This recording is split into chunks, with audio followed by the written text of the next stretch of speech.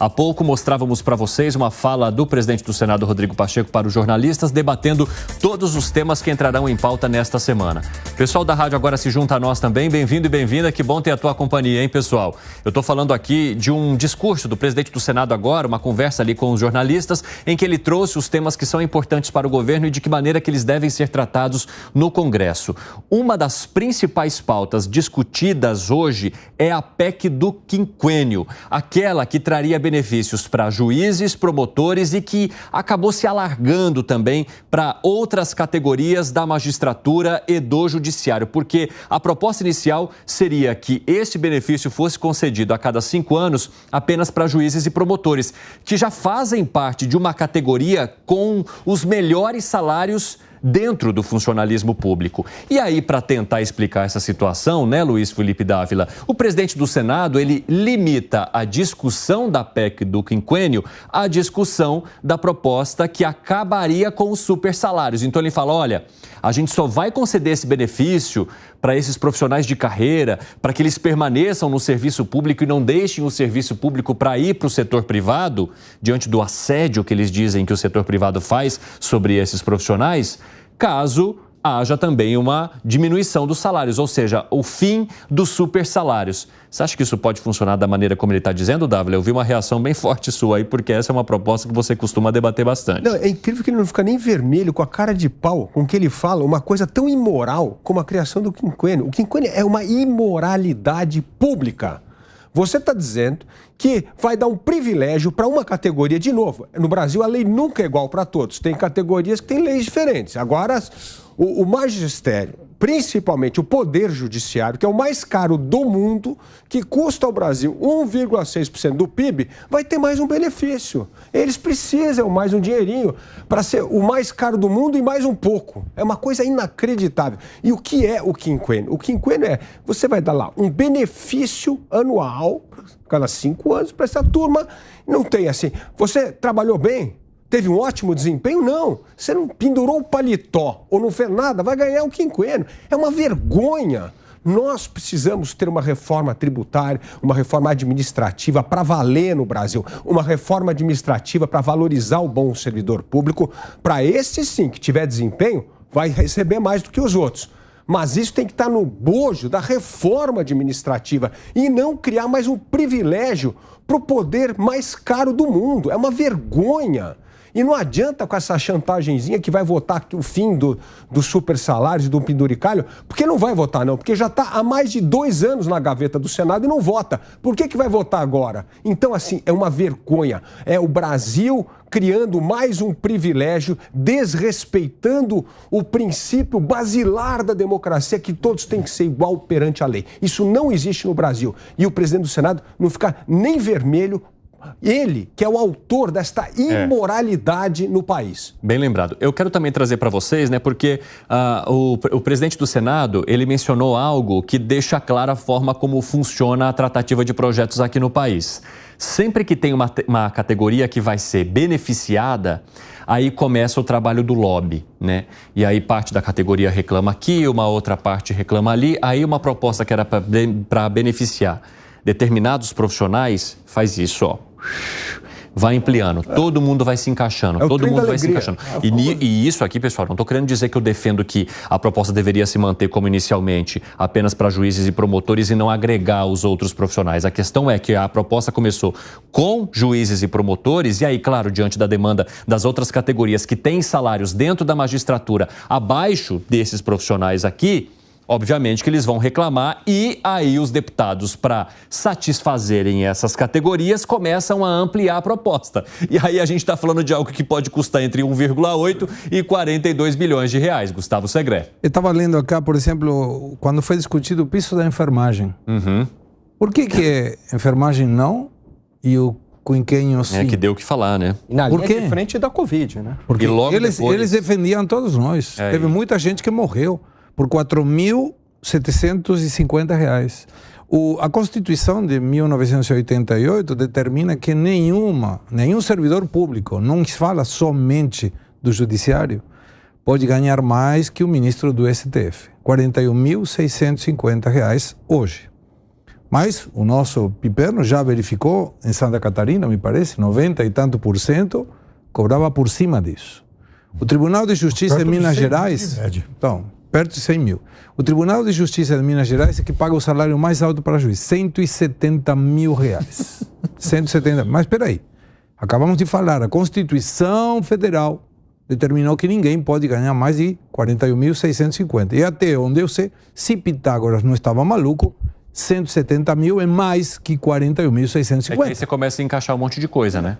Aí põe uma gratificação. Teve uma... Aí quer saber? Isso não incorpora. É uma questão importante. Houve uma reforma previdenciária do setor público no governo Lula em 2003, que essa lei, essa PEC, é de 2003, que limita ao teto do Supremo. Antes, valia qualquer coisa. Tá, por isso então... que tem juiz que é aposentado com 150 mil. Tá, mas o que eu não consigo entender é o seguinte. O presidente do Senado está querendo nos dizer que vai resolver tudo. Ou seja, você, Rodrigo Pacheco, quer motivar as pessoas a que ganhem mais. Porém, como você vai motivar alguém que ganha 70 quando vai ganhar 41.650? Qual é a motivação que vai ter? Nenhuma.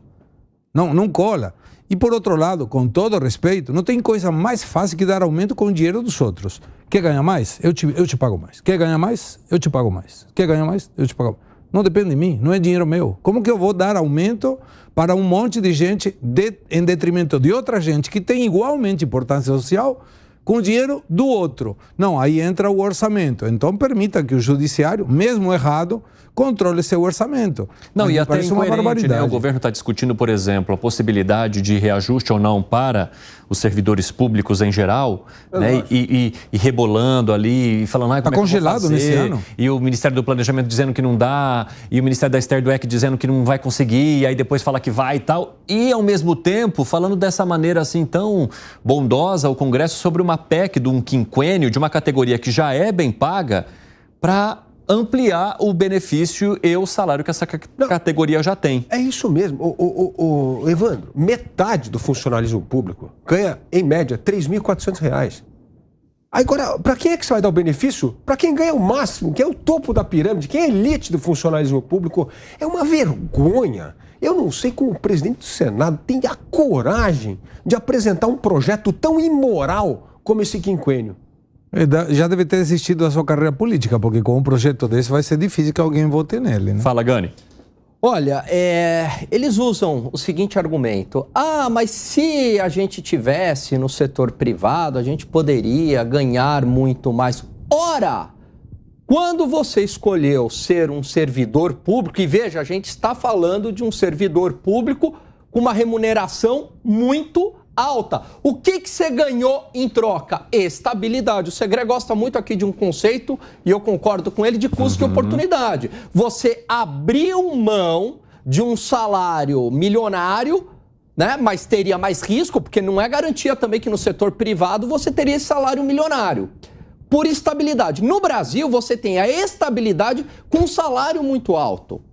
Tanto é que essa elite do funcionalismo público ganha, em média, eu vi isso numa reportagem outro dia, 67% a mais, né, do que no setor privado. Quer dizer, você tem uma distorção, você tem estabilidade e salários milionários. Aí você vai para o setor privado, de fato, você pode ganhar muito dinheiro, mas você tem risco. Você está abrindo mão do quê? Da estabilidade. Então vamos começar a fazer um lobby aqui, a gente é setor privado. Vamos fazer um lobby para a gente ter estabilidade também. Todo mundo agora, vai ter lei no Brasil inteiro para todo mundo, né, manter ali o seu emprego, porque é isso daí. Mas fora, é o livre jogo de mercado. Se tem alguém no setor privado que vai pagar para hoje alguém que ganha R$100 mil, ele vai ter que produzir para justificar um salário desse. Então é assim, a gente tá, quando vai para o setor privado, a gente tá abrindo mão de estabilidade, não tem estabilidade, esse é o jogo. Imagine agora todo mundo, não, mas também quer estabilidade. Então, eles estão abrindo mão desse salário milionário, só que eles já têm um salário milionário, eles já têm um salário muito alto. Em todas as métricas, comparativamente a outros países, comparativamente ao setor privado e com estabilidade. Isso vai custar. Sabe quem é que vai pagar a conta? Nós. A mesma turma de sempre. Ele sempre termina assim o comentário. Só quero até trazer uma manifestação que foi feita pelo líder do governo no Senado, que é o senador Jacques Wagner, falando o seguinte: precisamos de mais tempo. O impacto nos cofres dos estados pode ser um problemão. Fábio Piperno. Claro que sim, mas uns 40 minutos atrás, estava aqui discutindo com o Dávila um outro assunto, né? E eu falava em visão idílica que às vezes a gente tem no Congresso, que se tiver lá pautas nobres, ele vai lá e vota. Mas não é assim. O que a gente viu hoje, e que a gente tem acompanhado nos últimos dias, isso é um belo recorte até sociológico do que é o Brasil. Então, a gente está diante de um pacto das elites.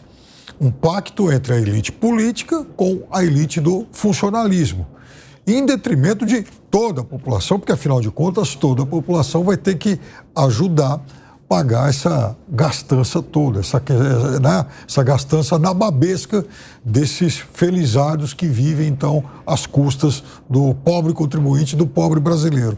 Porque, veja, esse projeto, além dele ser imoral, algo execrável, ele também denuncia alguns dos piores atores que a gente tem aí. Então, por exemplo, ele cita o senador Alcolumbre, que está há muito tempo sentado em cima do projeto lá dos supersalários. O senador Alcolumbre, eu não me canso de lembrar aqui, já falei sobre isso várias vezes, e aqui se expressa alguém que, obviamente, não morre de amores pelo presidente Bolsonaro, mas o senador Davi Alcolumbre, presidente da CCJ, ele sentou 4 meses, deixou por 4 meses no freezer o nome de André Mendonça e não pautou, inclusive, a sabatina com ele por retaliação a uma pinimba política lá com o presidente Bolsonaro. Prejudicou o Supremo por conta disso, né? A Suprema Corte do Brasil ficou um tempão com um integrante a menos por conta de uma picuinha. A gente volta à mediocridade. Então, exatamente. Agora, o Piperno, então é gente assim que Só um parênteses. Dizem as más línguas que Davi Alcolumbre manda mais do que o presidente do Senado. Provavelmente vai ser o próximo. E vai ser o próximo presidente do Senado. Olha só a quem o Brasil está entregue. E o senador Rodrigo Pacheco tem como objeto de desejo aí e tal ser o próximo governador de Minas. Mas veja, não são só os dois, não é só essa parte da elite do Senado que está fazendo essa sujeira toda. E as entidades de classe? E as entidades de magistrados, procuradores? Vão ficar de braços dados aplaudindo e falar, puxa vida, nós vamos ganhar mais e dane-se, que se exploda. Quer dizer, aí eles estão adotando a moral justo veríssimo. Aquele deputado que falava, eu quero que o povo se exploda, naquela genial criação aí do chicanismo.